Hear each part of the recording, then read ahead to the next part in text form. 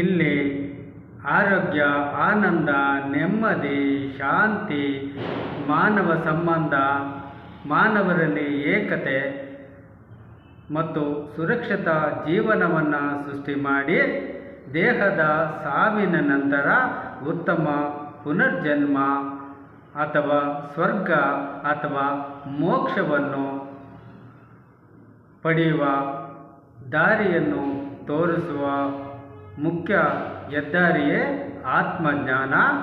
ಸುಮ್ಮನೆ ಅಜ್ಞಾನದಿಂದ ಅಡ್ಡದಾರಿಗಳನ್ನು ಹುಡುಕಿಕೊಂಡು ತಪ್ಪು ಮಾರ್ಗಗಳಲ್ಲಿ ಹೋಗಿ ಜೀವನದಲ್ಲಿ ಅನೇಕ ಕಷ್ಟ ನೋವುಗಳನ್ನು ಅನುಭವಿಸಿ ನರಕ ಯಾತನೆ ಅನುಭವಿಸಿ ನರಕವನ್ನು ಸೇರಿಕೊಳ್ಳಬೇಡಿ. ಇಲ್ಲಿಗೆ ಬನ್ನಿ, ನಿಜವಾದ ಆತ್ಮಜ್ಞಾನವನ್ನು ಪಡೆದುಕೊಂಡು ನಿಮ್ಮ ಗುರಿಯನ್ನು ನಿಶ್ಚಿತ ಸಮಯದಲ್ಲಿ ತಲುಪಿ.